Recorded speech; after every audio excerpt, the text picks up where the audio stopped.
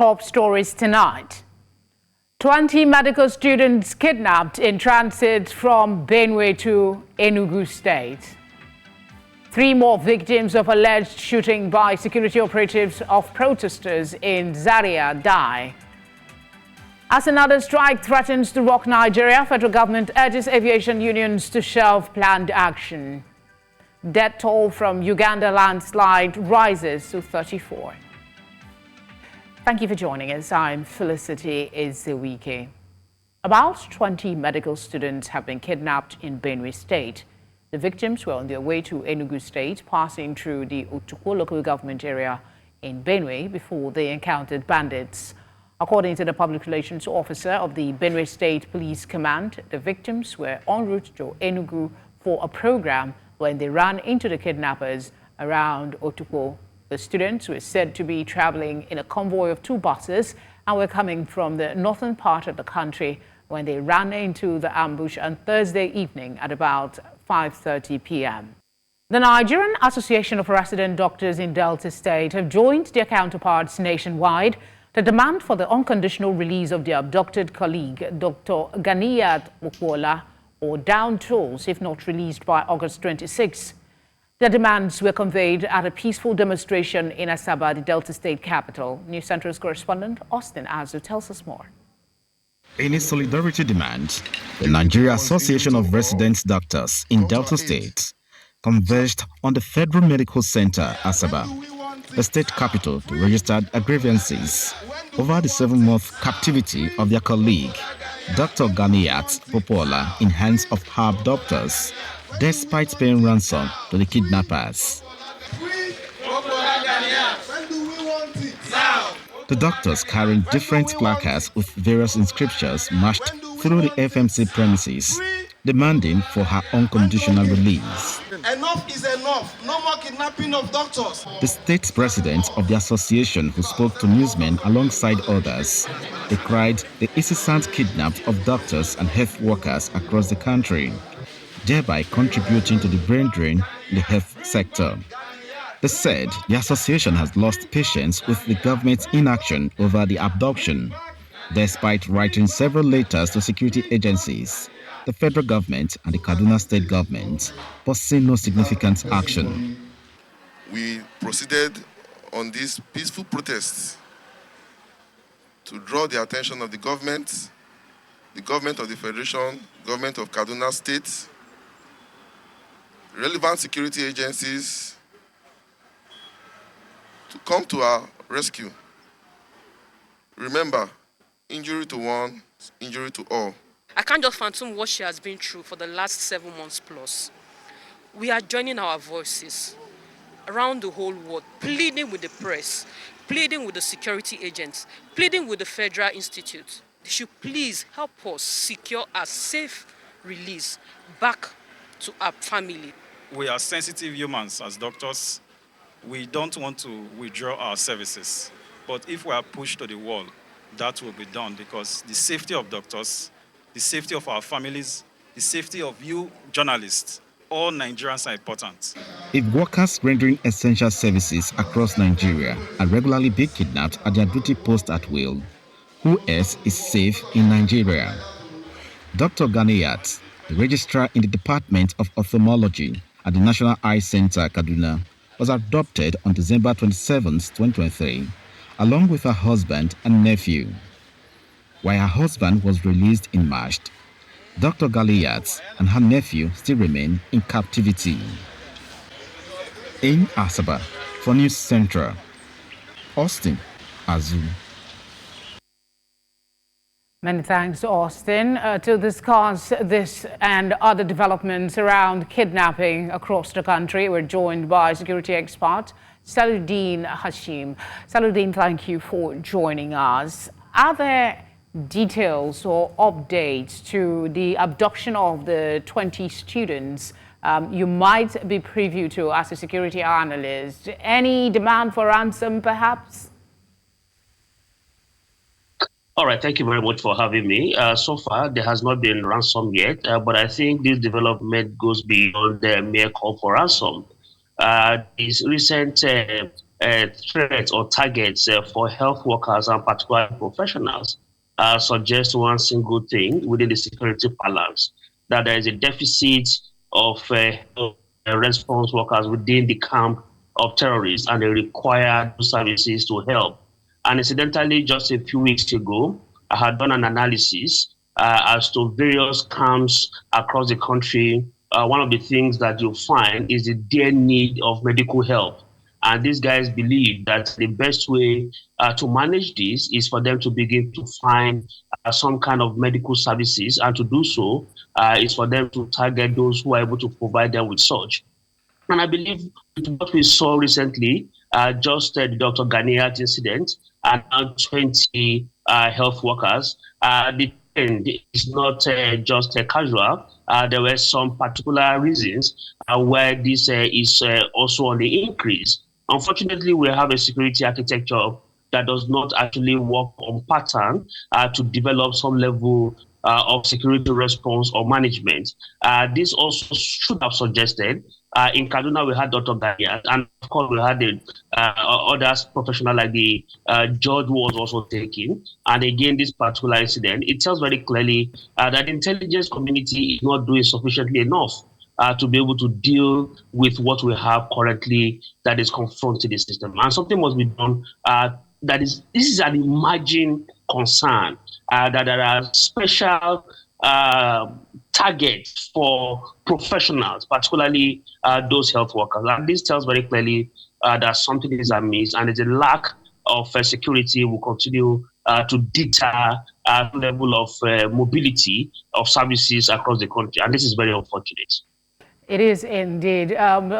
Let's stay with the road that these students took. That road in the past 6 years, reports indicate, has been notorious for kidnapping. In just about 6 weeks ago, we understand the management team of the Benue State Polytechnic was also kidnapped around that axis. That's aside from all the other stories that we get to hear. Basically, what I'm trying to find out from you is, what do you say to those who argue there seemed to be a conspiracy of silence over the rising tide of kidnapping around the country? We seem to talk, but actions don't seem to show that a lot is being done.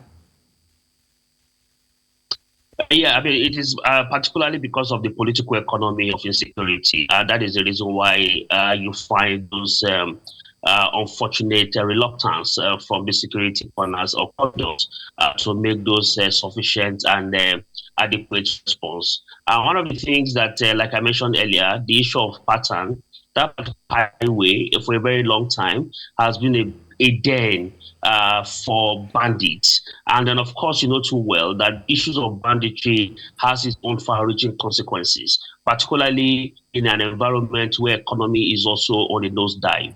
And we know too well that having had a pattern on that road for so long, I would have expected some level of additional surveillance or some level of deployment to that particular axis to be able to allow travelers and citizens to move around without any fear.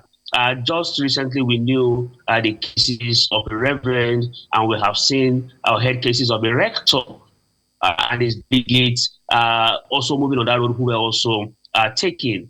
So it is very important to understand that what we call ungoverned spaces is actually a negligence on the side of the state. If the state abandons its responsibility to protect, because that is the only reason why the entire citizens have therefore given up their own rights to the state to be able to protect them. So if we have given up that right, it therefore becomes a duty on the side of the state to ensure that there is no anarchy, and anarchy will not reign by mere ensuring that you do what is required. The first order of the state is actually to protect lives and property. And where you fail and fall short, then again, it means that something needs to be done. And before I stop, I'd just like to say that the issue of security is interactive. Food security is something that also needs to be taken care of within the axis. Within the first quarter of 2023 and 2024, 66.6 million to 100 million persons have moved astronomically into food insecure corridor. And True. that's I mean, why it is multifaceted, and I wish we had more time to talk about this, but there's something I'd like you to speak quickly on. For those who it is imperative that they travel through road, considering the economic constraints around, what would be your advice as a security analyst, as some sort of caution that they should bear in mind or take before they embark on road journeys across Nigeria? Yeah, precaution is very important. You must actually scan, get intelligence, find out from those who are either within or across those axes to check how safe those roads are. Don't go late at night and don't travel too early in the morning. Ensure that when you are traveling, you travel very light, and ensure that again you don't travel too attractive. When you are traveling, be sure to be very casual. Don't flash cash. Don't flash heavy devices, and don't be too comfortable to discuss in the vehicle and discuss some businesses and all of that. All of these things put together are quite attractive, and they could make you very vulnerable. And it is very important to also ensure that before you undertake any trip, please, and this is very important, is to ensure that you do not give anybody ahead of time information regarding your movement. That in itself is something that is also very important. Saladin, as always, thank you for the insights. Thank you very much for having me. 3 more deaths have been confirmed from the alleged shooting by security operatives in Zaria, Kaduna State, as soldiers enforcing a curfew placed by the state government during the recent End Bad Governance protest opened fire on residents. News Centro's investigation revealed that the incident occurred in the Samaru area of the town, where personnel of the Nigerian army were fingered for allegedly being complicit. This is happening days after a soldier with the Nigerian army shot dead a 16-year-old boy, Ismail Mohammed. Earlier Friday, a human rights group called on President of Nigeria, Bola Tinubu, to look into accountability and openness in governance, as well as exhibition of due process of law appointments and removals of public officers in the Federal Republic of Nigeria. The center of discussion bordered on the exclusive exercise of power of Mr. President in appointing and removing an inspector of police, which is currently being occupied by Kayode Egbetokun. News Center's Bettina Uweli reports. In May, a bill seeking to raise the retirement age of police officers killed second reading at the House of Representatives. Tajuddin Abbas, Speaker of the House, and Abubakar Yeleman, a lawmaker from Jigawa, sponsored the bill which proposes to raise the retirement age of police officers from 60 to 65 and from 35 to 40 years of service. The bill seeks to amend Section 18 of the Nigerian Police Act 2020. It is amazing to note the overzealousness of the distinguished members of National Assembly in passing a bill to amend the Nigerian Police Act 2020 to accommodate seat-titism of Mr. Kayode Egbetokun in office despite the attainment of mandatory 60 years of age. We have a serious ground to doubt the democratic credential and loyalty of our lawmakers to the Nigerian people because of the jet speed they used in passing the amendment bill without public hearing. According to Section 7 of the Police Act 2020, the person appointed to the office of the IGP shall hold office for 4 years. In June 2023, President Bola Tinubu appointed Mr. Kayode Egbetokun as the IGP. Egbetokun was born on September 4, 1964, and is expected to retire in September 2024 when he will be 60 years old. The record of performance of Mr. Kayode Egbetokun is so abysmal that his continuation in office as #1 police officer will be a disservice to the country. He has not demonstrated any resourceful capacity to run a modern police command structure in an heterogeneous country like Nigeria. It is a violation of law of the land to bend the law to serve the interests of an individual to remain in office. While it is alleged that the bill was originally introduced during the 8th Assembly but did not progress beyond the initial stages before the Assembly's dissolution, the onus now lies on the 10th Assembly to uphold the law to serve the best interests of the people. In Lagos, for News Central, Bettina Nwili. Coming up, President Tinubu launches 10 oncology and diagnostic facilities. We'll tell you more when we return from this very short break. Please stay with us.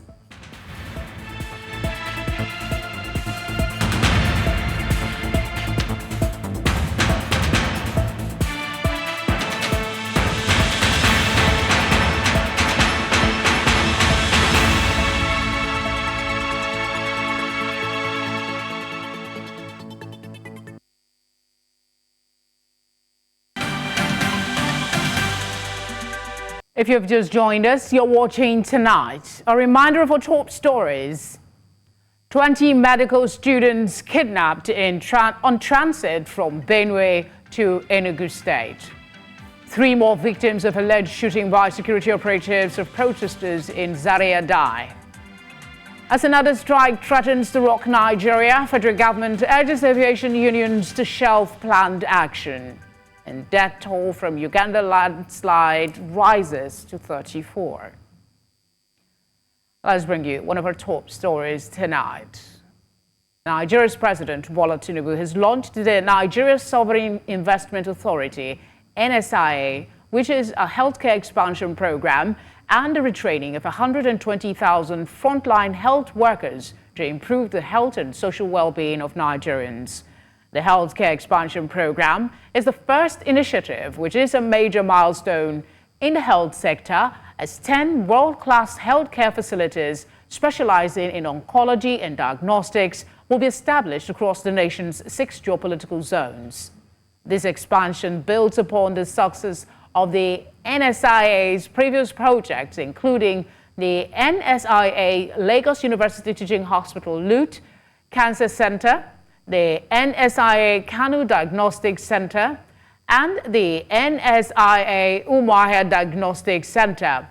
President Tinubu was represented at the launch of the initiative on Friday in Bauchi State by the Coordinating Minister of Health and Social Welfare, Professor Muhammad Ali Pate.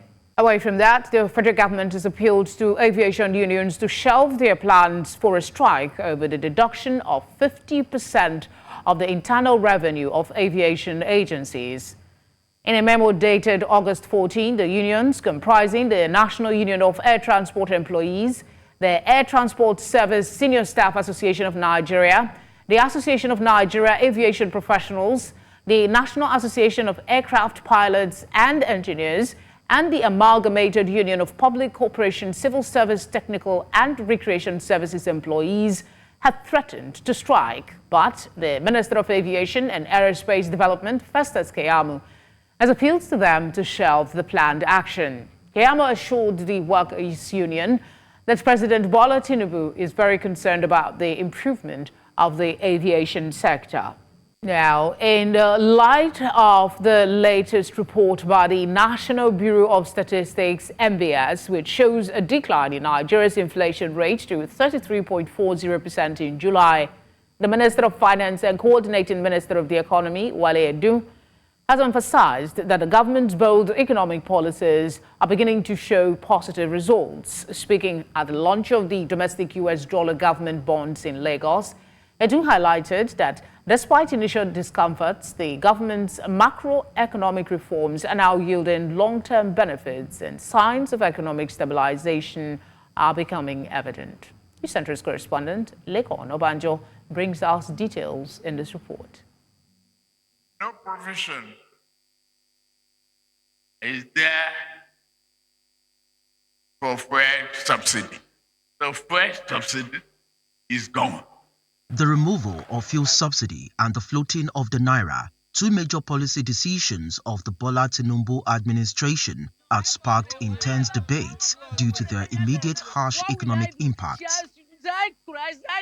However, the Minister of Finance, Wale Edun, defended these measures, stating that Nigeria is now reaching a turning point. When we look at the evidence, we can say that the economy is showing signs of recovery. Output is growing. The exchange rate is stabilizing and is reflected in the rise of the reserves, about $4 billion, I believe, since the beginning of the year.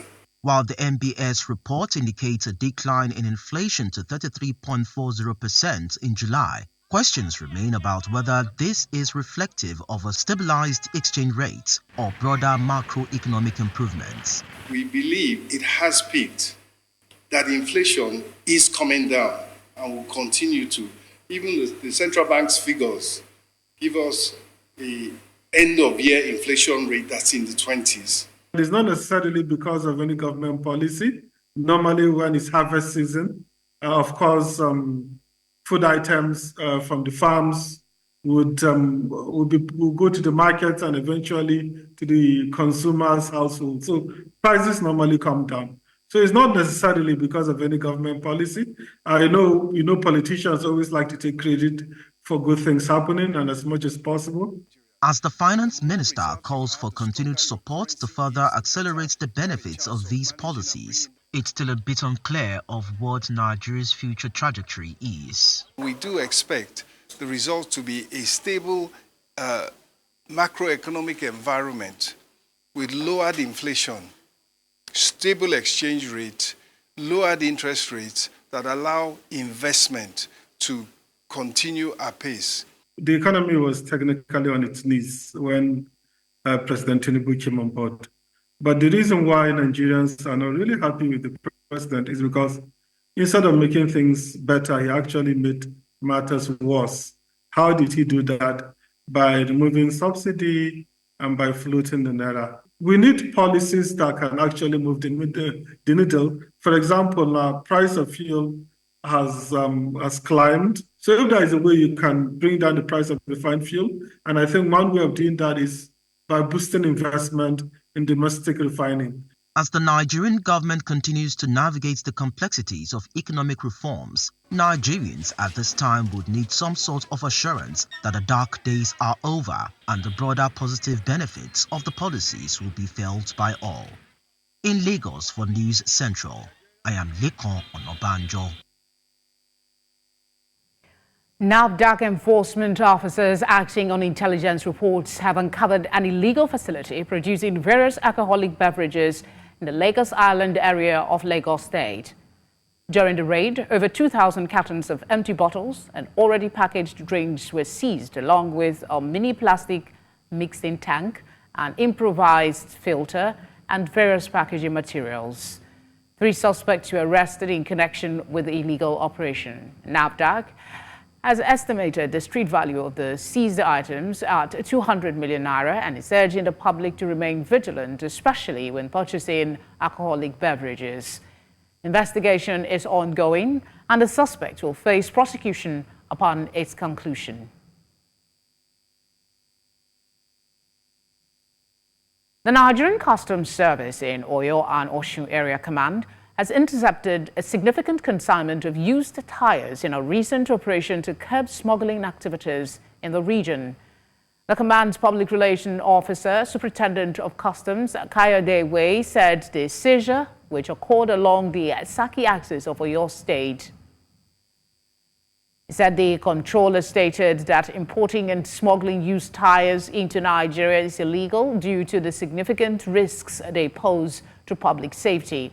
He expressed the resolve of the service to protect Nigerians from the dangers of substandard and smuggled goods.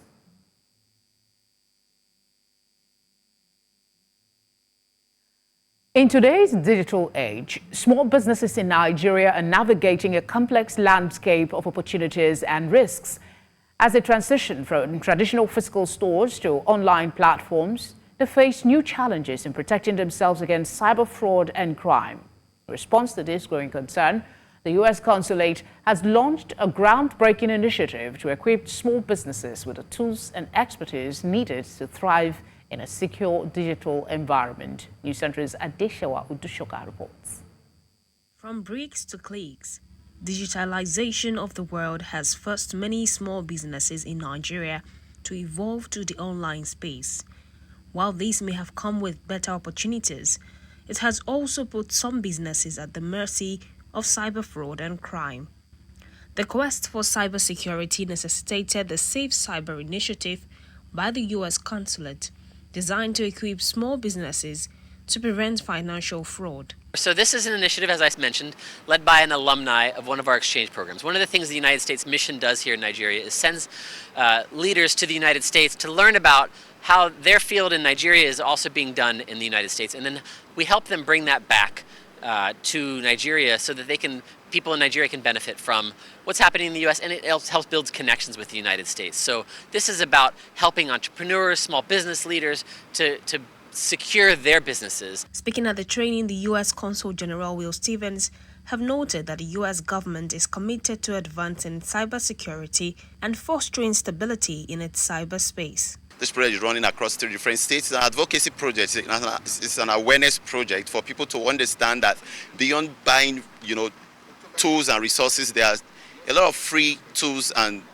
compliances that you can practice to ensure that you protect yourself from cyber financial fraud. Participants learned about common cyber threat, prevention strategies, and best practices for protecting their businesses from cyber attacks. Topics covered included password security, safe browsing habits, data backup, and incident response. Awareness on how to guide my business from threat actor, from cyber threats, from being exposed, from being protecting my data, and also training myself on how to guide and protect against any cyber threats towards our business and activities. My expectations from the training is to gain more credible knowledge on why do small businesses need to be aware of to take cyber security serious.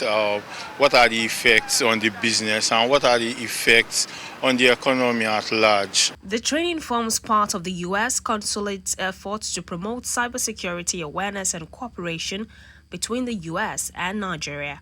The target is to train at least 320 young people in 6 months across 3 states, which include Lagos, Oyo, and Osun State.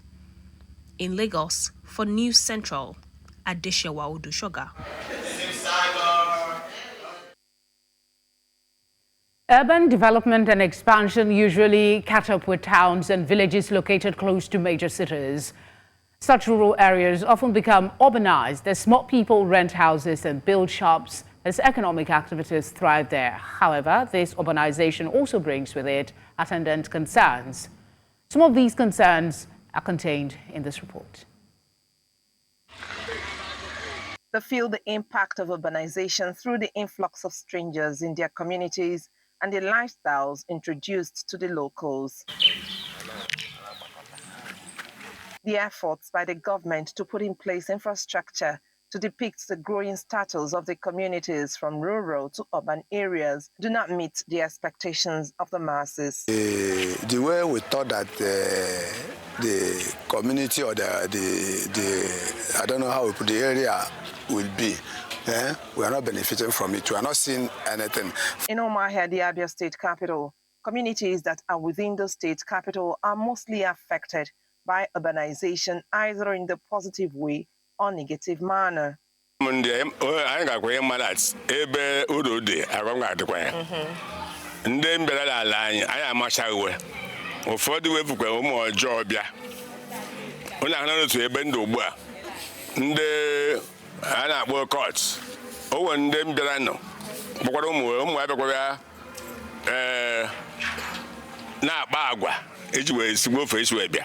Anywhere you find urbanization taking over, it affected the culture, even characters.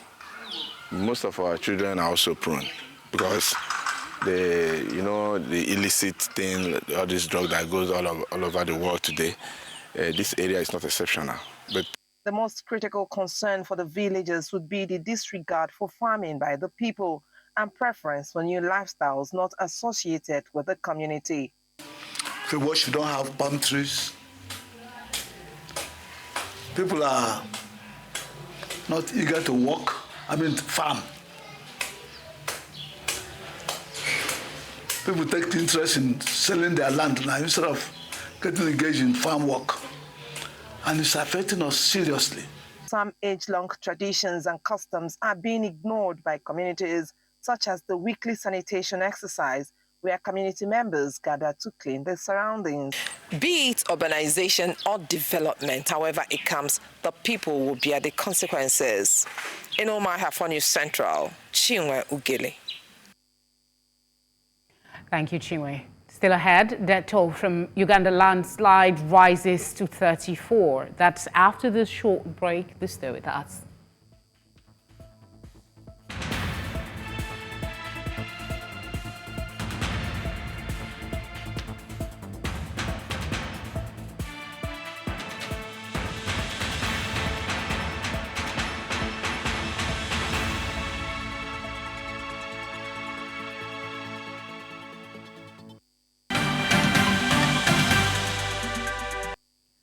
The death toll from the massive garbage landslide in Uganda has risen to 34 as 4 more bodies were recovered from the site on Friday.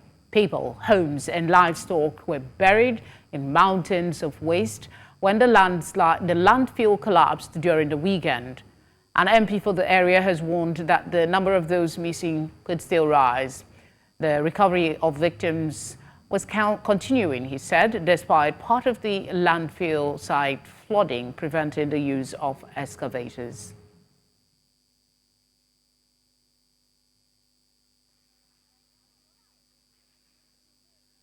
Let's join our business desk for today's business update.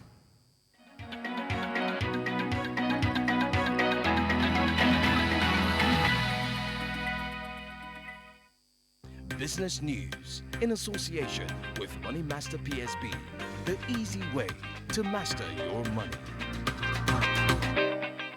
In business, we begin in Southern Africa. The South African rand has enjoyed an unprecedented winning streak, surging for 9 consecutive days. This remarkable performance on scene since 2011 has positioned the rand as the top-performing currency globally against the dollar.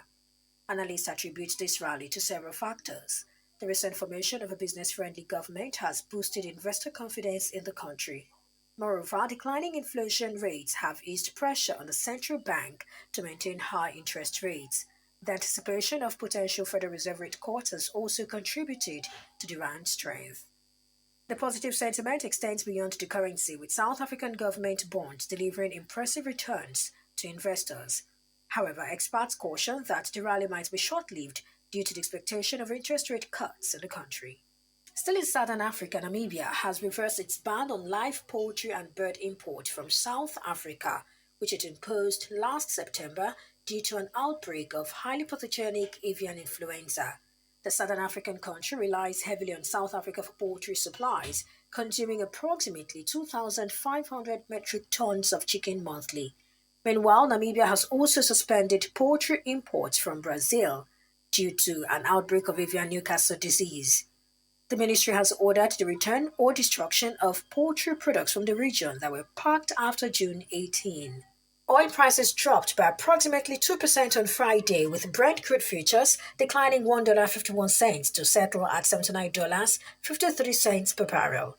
Similarly, U.S. West Texas Intermediate WTI crude futures fell by $1.69 to $76.47 per barrel. This marks a weekly loss of 0.2% for Brent and 0.5% for WTI. Analysts attribute the price decline to tempered expectations for oil demand growth in China, the world's largest oil importer.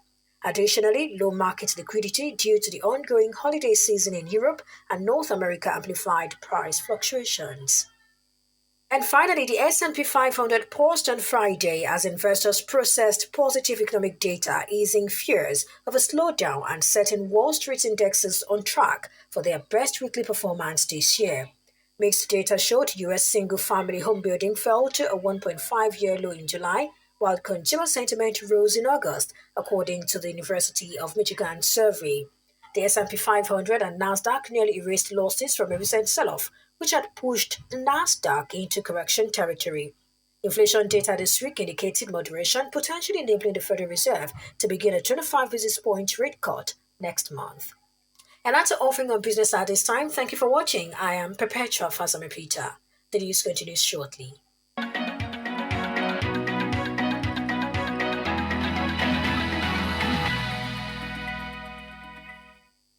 Business news in association with Money Master PSB, the easy way to master your money.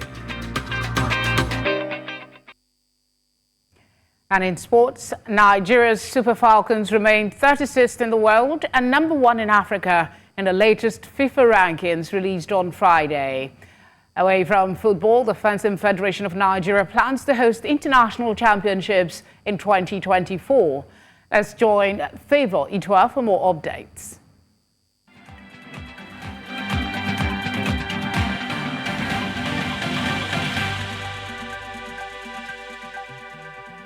Sports update brought to you by Corn Oil. Corn Oil, we go the extra mile. In sport, President of the Nigerian Fencing Federation, Adeyinka Samuel, says the country will be hosting at least 4 international championships between now and December 2026, including the Men's EP World Cup later in the year. Samuel stated that the country is in pole position to host the Commonwealth Championships in 2026, while confirming that Nigeria will stage the African Senior Championships in June-July next year. Addressing sports journalists in Lagos, Samuel expatiated on the core agenda of the federation aimed at developing the sport and raise elite athletes and groom talent from schools. He also stated that hosting the Commonwealth Fencing Championship for the first time is a big achievement for the country, about 500 athletes coming from different countries. And now to football, Nigeria's senior women's football team, the Super Falcons, have retained their number 1 position in Africa in the latest global rankings released by FIFA on Friday. The Falcons also maintain their position as the 36th ranked women's football team in the world. This rankings follows their disappointing performance at the recently concluded Summer Olympics in Paris, France. The Falcons failed to progress to the quarterfinals after suffering 3 consecutive defeats to eventual runners-up Brazil, reigning world champions Spain, and former world champions Japan. Trailing Nigeria in the African rankings are South Africa, who are ranked 50th in the world, Morocco 59th in the world, Zambia 62nd in the world, and Ghana 66th in the world. Meanwhile, U.S. women's national team reclaimed the number 1 spot in the FIFA World Soccer rankings after striking gold at the 2024 Paris Olympics. England ranks 2nd, with previous number 1 Spain, Germany and Sweden rounding out the top 5. And to wrap up sports update, in line with CAF President Patrice Motsepe's promise to improve club competitions and provide more financial assistance to clubs, the clubs participated in the preliminary stages of the CAF Champions League and the CAF Confederation Cup will receive $50,000 or 80 million naira each. This is the first time CAF will offer financial assistance to clubs at this stage of the competition. Previously, clubs needed to reach the group stages to be eligible to share the overall prize money. This means that Nigerian quartet, Enugu Rangers, Remo Stars, El Kanemi Warriors and Enyimba FC are set to be beneficiaries of this new development, having qualified for the 2024-25 continental competition. The first preliminary round begins this weekend with first leg matches scheduled between 16th to the 18th of August. Interesting times ahead for African football. And that wraps it up on Sports Update and Favor Itwa.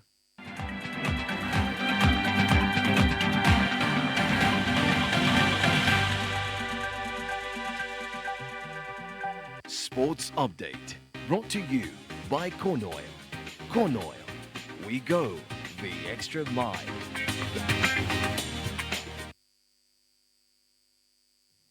Up next is entertainment.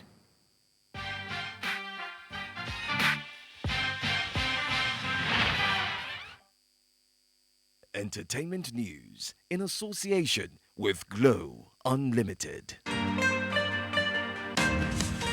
Tonight on Entertainment News, following the release of D'Banj's highly anticipated 5th studio album, The Entertainer the Sequel, it has been revealed that YBNL boss and popular rapper Olamide contributed to 5 songs on the album. This collaboration was confirmed by D'Banj himself at a listening party held in Lagos just hours before the album release on Thursday, August 15, 2024. It's been confirmed that he is credited as a writer on several songs from The Entertainer the Sequel. specifically on the tracks Coco, Coco Remix, Melody, Tire, and World Famous. This is not the first time Olamide has been recognized for his songwriting talent, as artists like Tiwa Savage and Asake have praised his skills in the past. Olamide recently released a surprise project titled Ikigai. This 7-track body of work offers a captivating listening experience, with each song showcasing a distinct sonic flavor, and it features feels, Asake, Fireboy, and Lil Kesh.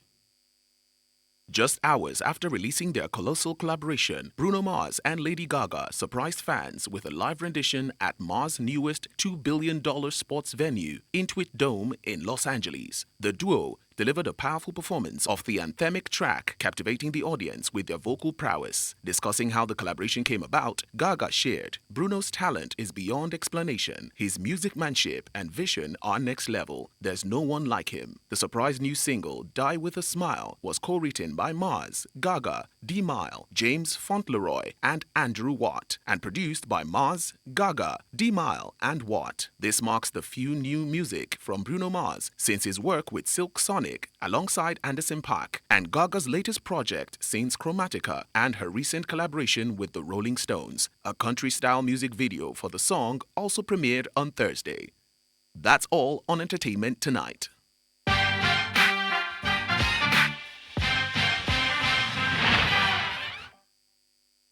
Entertainment news in association with Glow Unlimited.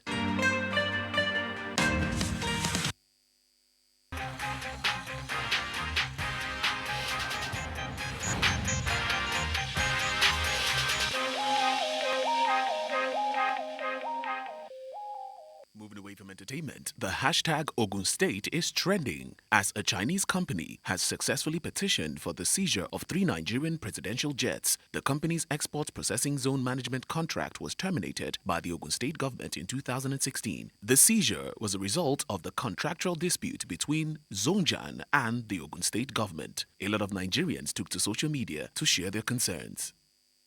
At Chief_Ajiji, Ogun State government is owing a Chinese company, Zhojian, $74.5 million. French court has given order that 3 presidential jets be seized. Nigeria is a Hollywood destination.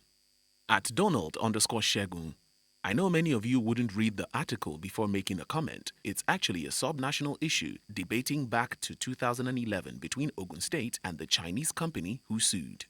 At Real King Simba 11, when the politicians have zero regard for its people, they end up isolating themselves, which leads to another nation treating every Nigerian with total disdain, including the said politicians. That's all on What's Trending.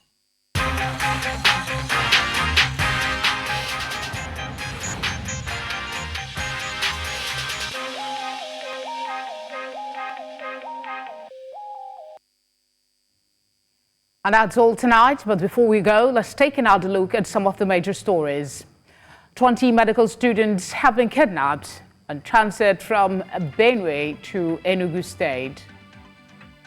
3 more victims of alleged shooting by security operatives of protesters in Zaria have died. As another strike threatens to rock Nigeria, federal government has urged aviation unions to shelve planned action. We also brought you news that the death toll from Uganda landslide has risen to 34. To send your eyewitness report to the number showing now on your screen. You can do that as well by following us on social media at News Central TV. You can watch News Central live on DSTV channel 422, Star Times channel 274, Avo TV, and on YouTube. Many thanks for watching. Good night.